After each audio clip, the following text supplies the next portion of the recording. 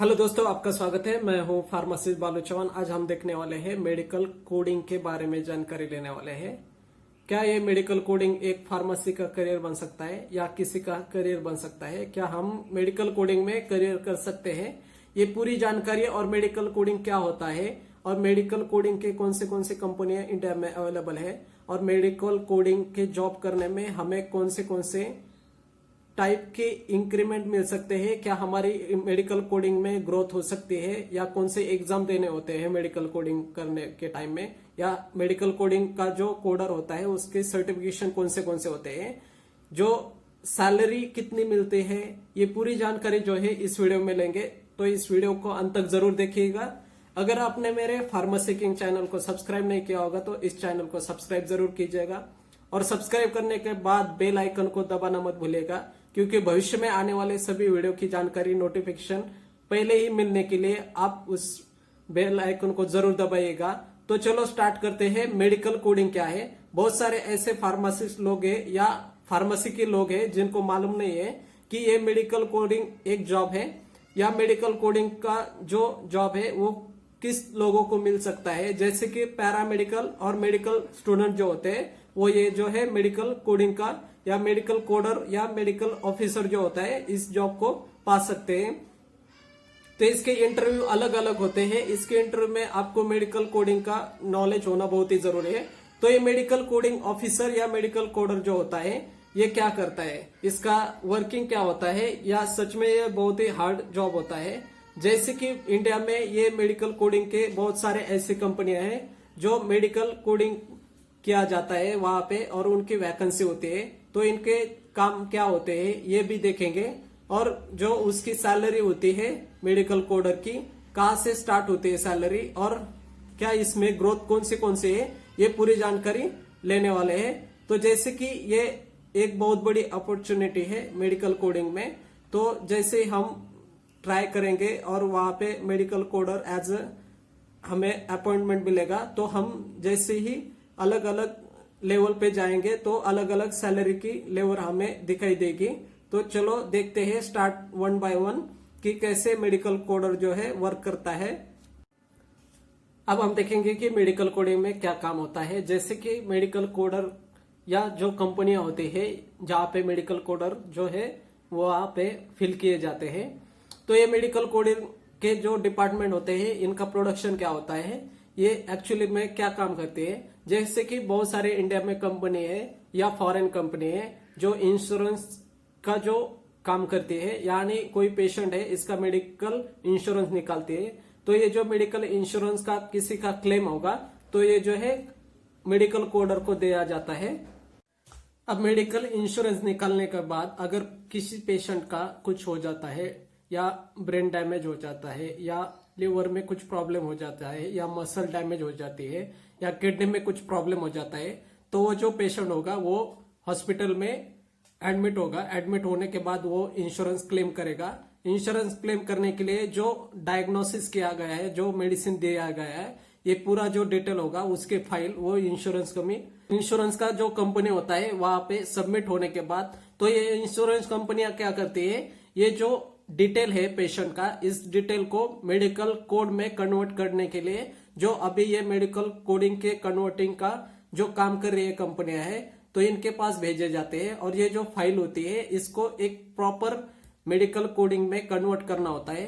तो ये जो पूरा काम होता है इसको कोडिंग में कन्वर्ट करना, ये मेडिकल कोडर का काम होता है। इसके लिए अलग अलग जो मेडिकल कोडिंग के जो सॉफ्टवेयर रहते हैं वो यूज किए जाते हैं। और ये जो कोडिंग का काम है इसके लिए अलग से इंश्योरेंस कंपनियां जो है इन मेडिकल कोडिंग कंपनियों को पैसा देती है।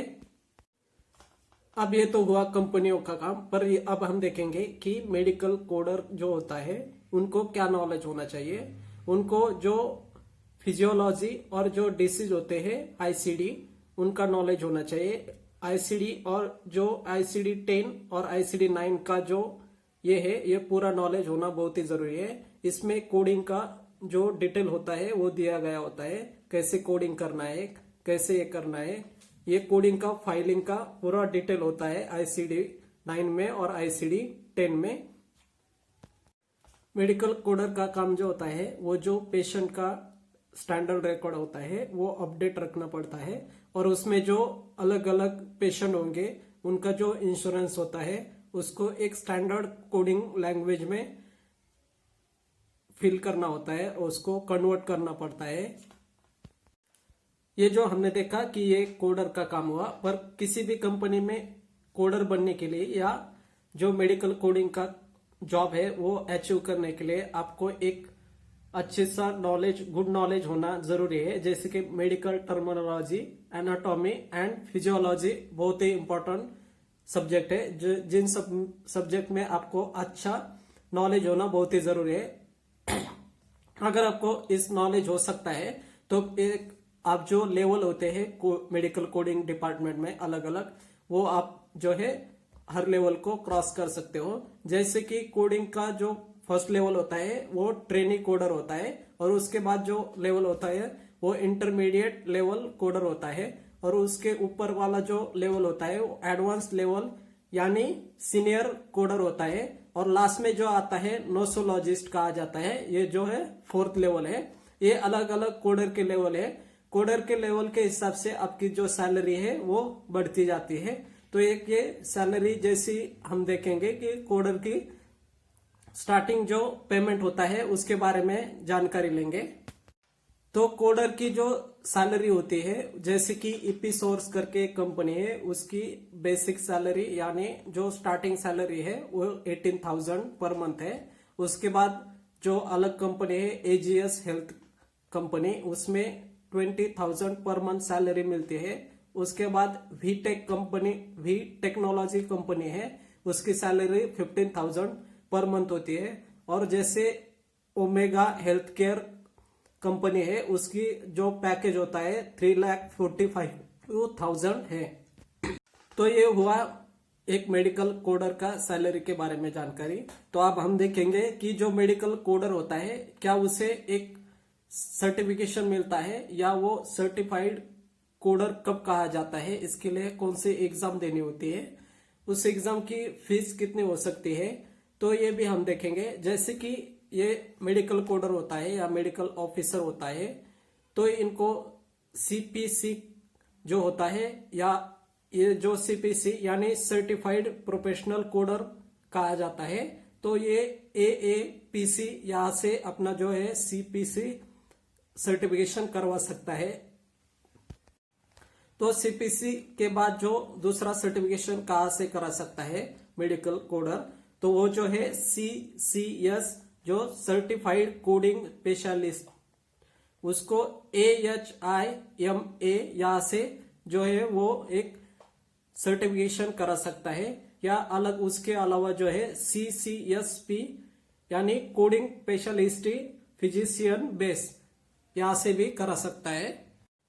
अगर सीपीसी का कोई भी एग्जाम देना चाहेगा, तो अगर उसको एक्सपीरियंस होगा या कोडिंग, मेडिकल कोडिंग या कंपनी में उन्होंने अच्छा सा एक्सपीरियंस होगा, तो बहुत सारी ऐसी कंपनियां हैं इंडिया में जो सीपीसी का एग्जाम का जो फी होता है वो पे करने के लिए वो रेडी रहती है, पर उनको वहां पे जॉब करना बहुत ही जरूरी होता है। मेडिकल कोडर एक अच्छा अपॉर्चुनिटी है करियर के लिए, तो आप ये मेडिकल कोडिंग का जो जॉब है वो भी पा सकते हो, और मेडिकल कोडिंग सर्टिफाई करने के बाद आपकी सैलरी जो है वो 30 या 35% इंक्रीज हो जाती है। यानी मेडिकल कोडर जो है एक अच्छा करियर बन सकता है फार्मेसी में। अगर आप ये मेडिकल कोडिंग का जॉब करते हो या सर्टिफिकेशन हो जाता है आपका सीपीसी, तो आपका एक अच्छा करियर बन सकता है। और ये वीडियो आपको कैसे लगा जरूर कमेंट में बताइएगा, और इसके अलावा कोई जानकारी चाहिए तो जरूर पूछिएगा। मेडिकल कोडर को क्या करना होता है, जैसे कि सिंपल से डायग्नोसिस प्रोसीजर है या डायग्नोसिस का जो मेथड यूज हुआ है, टर्मिनोलॉजी या डिसीज कौन सा है, ये पूरा जो है एक स्टैटिस्टिकल कोड में कन्वर्ट करना होता है, यही काम मेडिकल कोडर का होता है। और ये जो करियर है फार्मेसी के लिए बहुत ही अच्छा करियर का ऑप्शन बन सकता है, तो आप एक मेडिकल कोडर बन सकते हो। आपको ये वीडियो कैसे लगा जरूर बताइएगा, और इसके अलावा और कोई जानकारी चाहिएगा तो कमेंट करके बताइएगा, और आपको कोई जानकारी हो तो कमेंट में जरूर बताइएगा। तो अगर आपने मेरे फार्मेसी किंग चैनल को सब्सक्राइब नहीं किया होगा, चैनल को जरूर सब्सक्राइब कीजिएगा, लाइक कीजिएगा, शेयर कीजिएगा। Thank you for watching this video.